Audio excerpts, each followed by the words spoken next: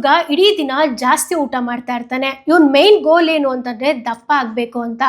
ಕಾರಣ ಏನು ಅಂತ ಗೊತ್ತಾದ್ರೆ ನೀವು ಕೂಡ ಶಾಕ್ ಆಗ್ತೀರಾ. ಇಡೀ ಜಗತ್ತಿನಾದ್ಯಂತ ಸಣ್ಣ ಆಗ್ಬೇಕು ಅಂತ ಡಯಟ್ ಎಕ್ಸಸೈಸ್ ಅಂತ ಎಲ್ಲ ವರ್ಕೌಟ್ ಮಾಡ್ತಾ ಇದ್ರೆ, ಈ ಚಿಕ್ಕ ಹುಡುಗ ಮಾತ್ರ ವೆಯ್ಟ್ ಇನ್ಕ್ರೀಸ್ ಮಾಡ್ಬೇಕು ಅಂತ ಪ್ರತಿದಿನ ಇಲ್ಲ ಅಂದ್ರೂ 5 ಸಲ ಊಟ ಮಾಡ್ತಾನೆ. ಪ್ರತಿ ಮೀಲಲ್ಲೂ ಕೂಡ ಹೈ ಕ್ಯಾಲೋರೀಸ್, ಹೈ ಫ್ಯಾಟು ಮತ್ತೆ ರೈಸ್ ನ ತಿಂತಾ ಇರ್ತಾನೆ.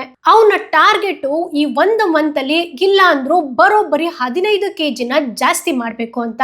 ಅಷ್ಟೊಂದು ಊಟ ಮಾಡ್ತಾ ಇದ್ದಿದ್ರಿಂದ ಈ ಹುಡುಗನು ಬರ್ತಾ ಬರ್ತಾ ದಪ್ಪ ಆಗಕ್ಕೆ ಸ್ಟಾರ್ಟ್ ಆಗ್ತಾನೆ. ಸ್ಕೂಲಲ್ಲಿ ಫ್ರೆಂಡ್ಸ್ ಎಲ್ಲರೂ ಕೂಡ ರೇಗ್ಸಕ್ಕೆ ಸ್ಟಾರ್ಟ್ ಮಾಡ್ತಾರೆ.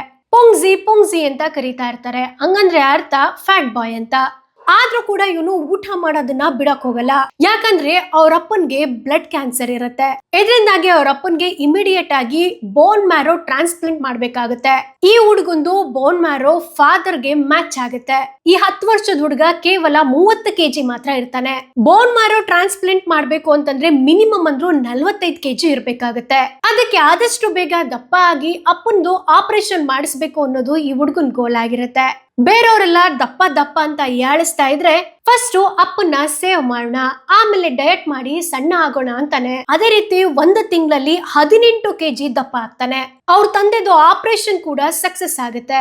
ಈಗ ಅವ್ರ ತಂದೆ ಆರೋಗ್ಯಕರವಾದಂತಹ ಜೀವನ ಮಾಡ್ತಿದ್ದಾರೆ. ಈ ರೀತಿ ಮನೆಗಳಲ್ಲೇ ಸಾಥ್ ಕೊಡೋದು ತುಂಬಾ ಅಪರೂಪ ಅಲ್ವಾ? ಈ ಹುಡ್ಗನ್ ಡೆಡಿಕೇಶನ್ ನಿಮ್ಗೂ ಖುಷಿ ಕೊಟ್ಟಿದ್ರೆ ಲೈಕ್ ಮಾಡಿ, ಮ್ಯಾಕ್ಸಿಮಮ್ ಶೇರ್ ಮಾಡಿ, ಕಮೆಂಟ್ ಬಾಕ್ಸ್ ಅಲ್ಲಿ ಏನನ್ಸ್ತು ಅಂತ ಕಮೆಂಟ್ ಮಾಡಿ.